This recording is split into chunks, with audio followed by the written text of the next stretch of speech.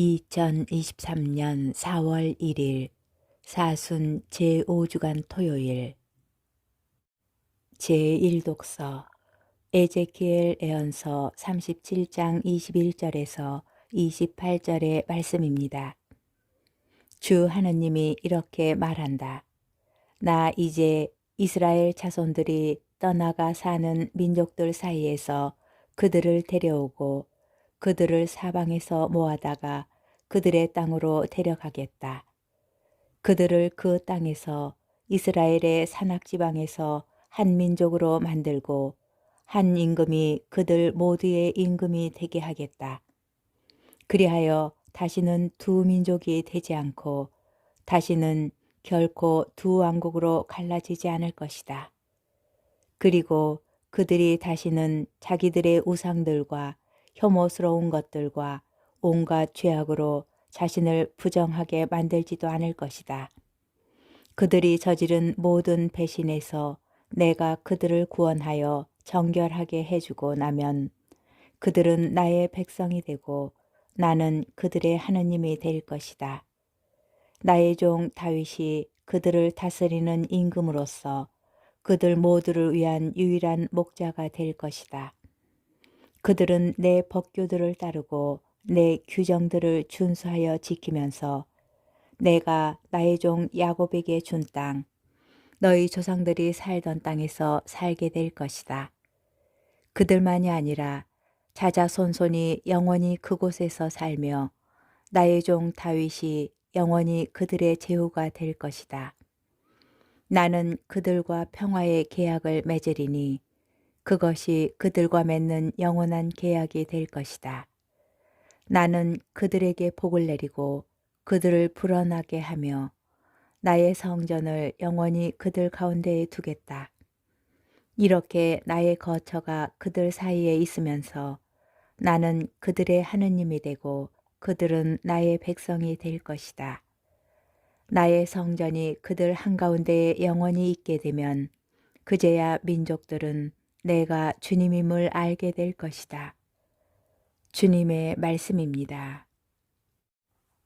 복음 요한복음 11장 45절에서 56절의 말씀입니다. 그때에 마리아에게 갔다가 예수님께서 하신 일을 본 유다인들 가운데에서 많은 사람이 예수님을 믿게 되었다. 그러나 그들 가운데 몇 사람은 바리사이들에게 가서 예수님께서 하신 이 일을 알렸다. 그리하여 수석 사제들과 바리사이들이 의회를 소집하고 이렇게 말하였다. 저 사람이 저렇게 많은 표징을 일으키고 있으니 우리가 어떻게 하면 좋겠소?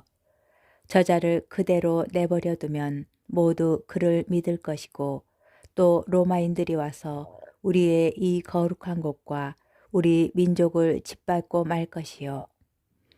그들 가운데 한 사람으로서 그 해의 대사제인 가야파가 말하였다. 여러분은 아무것도 모르는군요. 온 민족이 멸망하는 것보다 한 사람이 백성을 위하여 죽는 것이 여러분에게 더 낫다는 사실을 여러분은 헤아리지 못하고 있어. 이 말은 카야파가 자기 생각으로 한 것이 아니라 그 해의 대사제로서 예언한 셈이다. 곧 예수님께서 민족을 위하여 돌아가시리라는 것과 이 민족만이 아니라 흩어져 있는 하느님의 자녀들을 하나로 모으시려고 돌아가시리라는 것이다. 이렇게 하여 그날 그들은 예수님을 죽이기로 결의하였다.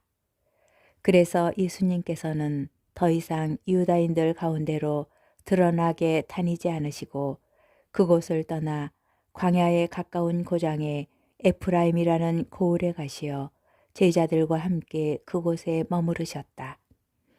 유다인들의 파스카 축제가 가까워지자 많은 사람이 자신을 정결하게 하려고 파스카 축제 전에 시골에서 예루살렘으로 올라갔다.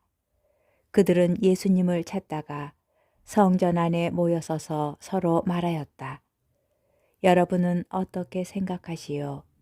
그가 축제를 지내러 오지 않겠소? 주님의 말씀입니다. 오늘의 묵상.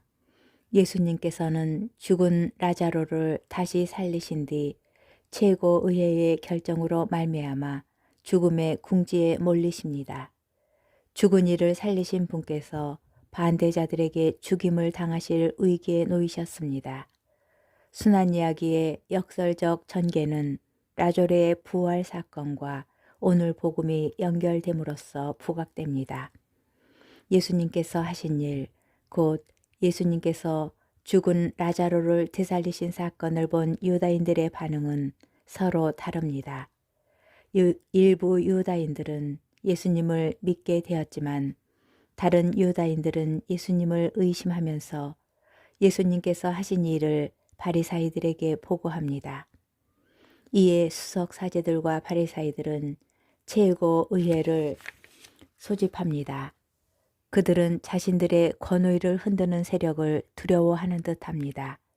한편으로 그들은 메시아의 기적을 행하는 인물이 대혼란을 가져올 수 있다는 가능성 앞에서 두려워하였고, 다른 한편으로 유다인들의 임금이라고 스스로 말씀하시는 예수님 때문에 대립 관계에 있는 로마인들에게 공격의 빌미를 주고 싶지 않았습니다. 대사제 카야파는 무능력한 지도자들을 꾸짖습니다. 그는 자신이 무엇을 말하였는지 정확히 알지 못하였지만 복음서 저자는 그의 말을 설명하면서 예수님의 죽음이 가져올 결과를 예고합니다. 이에 따르면 예수님께서는 분명 죽임을 당하실 것입니다. 그러나 그분의 죽음은 이스라엘 민족을 위한 것이고 동시에 널리 흩어진 하느님의 자녀들을 하나로 모으기 위한 것입니다.